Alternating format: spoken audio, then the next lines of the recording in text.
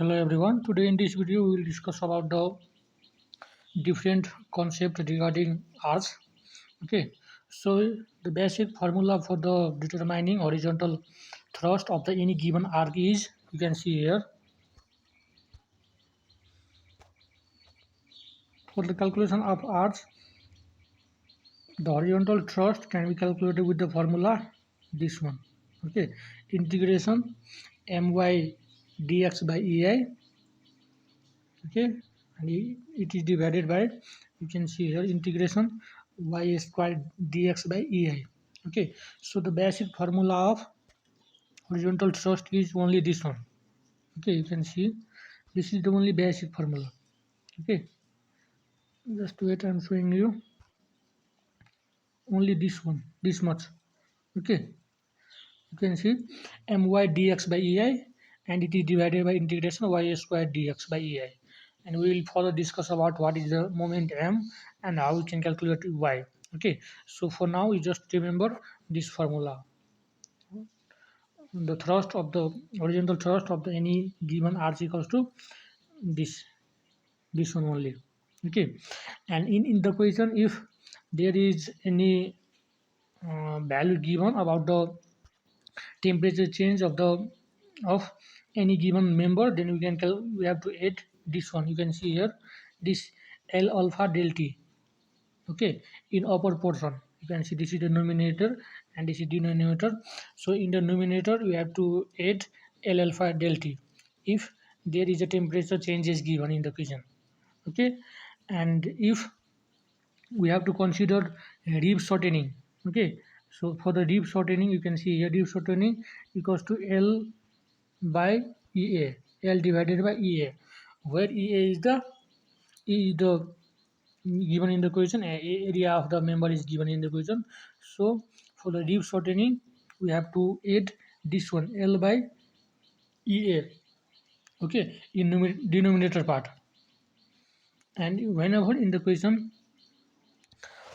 another one important thing is given, you can see here this is delta.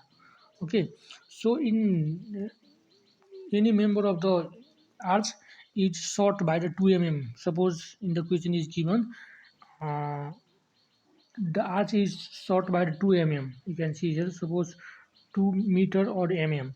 So we have to just minus this delta means given 2 mm short or 2 mm 2 meter or 2 centimeter short, like this. So whenever in the question is given in the meter centimeter, then you have to just minus this value. Okay, in upper portion you can see numerator. Okay, and same thing if this is given in the form of k, you can say kilonewton per meter, or you can say kilometer newton per centimeter, like that. Then we have to just in the place of this delta we have to add this k in denominator. Okay, so this thing you remember. Now next part, you can see here we have the some standard formula for the calculation of horizontal thrust of the any given arch. Okay, so you can see here for a point load, the horizontal thrust directly calculated with the help of formula. You can see here. Okay, this one formula, h equals to 5 by 8 wa by hlq l minus al square plus al and a square. So you can see here in this figure, w is a point load. Point load is x at a distance a. This one you can see here, this a distance. Okay, and the length of this arch is this one l.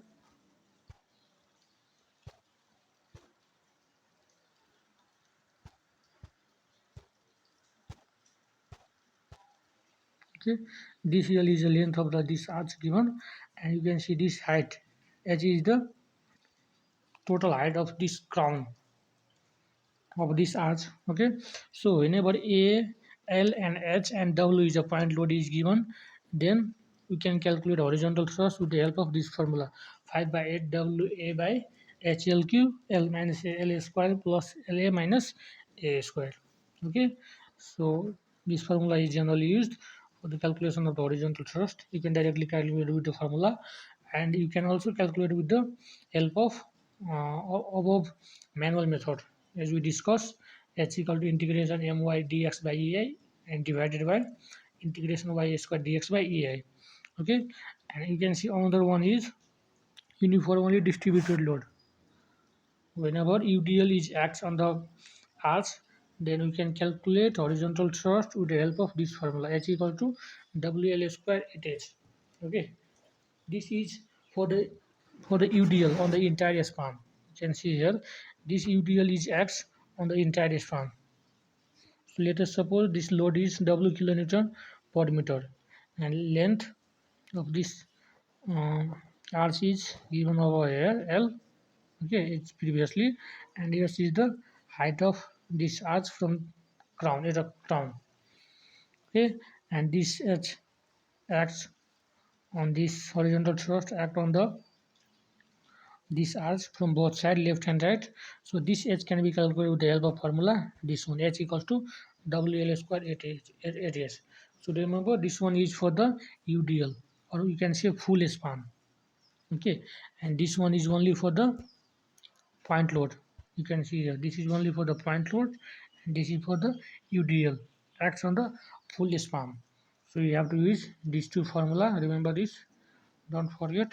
Okay, for UDL WL square by 8h, and at a distance a from uh, any side of the arch, it can be we have to use this formula. Okay, 5 by 8 WA by HL cube L minus AL square plus AL minus A square. Okay, so don't forget these two. Now next one.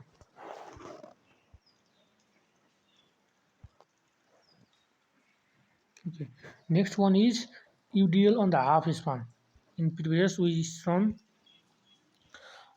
UDL acts on the whole span. Okay, but in this case this is a special case of UDL. Okay, in 2 number we have seen UDL acts on the full span of the given arch, and you can see here in this case this UDL just act as a half span.